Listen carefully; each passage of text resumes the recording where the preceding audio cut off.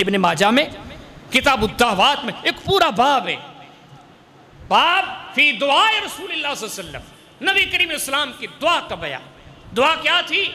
اللہم اجعلنی لک شکارا، اللہ مجھے محمد کریم علیہ السلام کو اپنا شکر گزار بندہ بنا دے، لک ذکارا، اللہ مجھے محمد کریم علیہ السلام کو خوب سے خوب اپنا ذکر کرنے والا بنا دے، لک رہابا، اللہ مجھے محمد کریم علیہ السلام کو بہت زیادہ اپنی ذات سے ڈرنے والا، اپنے در پر جھکنے والا بنا دے۔ اگلا چوتھا جملہ ہوتا تھا لک مطیعا، اللہ مجھے محمد کریم علیہ السلام کو خوب اپنا فرما بردار بنا دے۔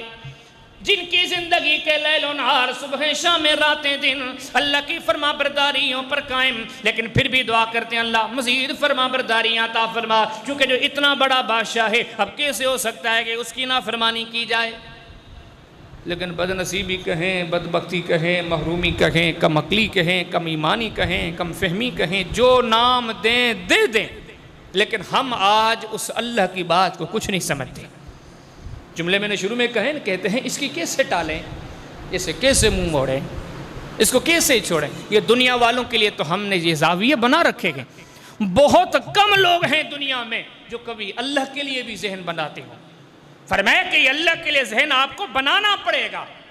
اگر آپ ایمان والی زندگی چاہتے ہیں، ایمان والی موت چاہتے ہیں، ایمان مومنین والی قبر چاہتے ہیں، مومنین والی قیامت چاہتے ہیں، تو آپ کو اللہ کا فرما بردار ہونا پڑے گا۔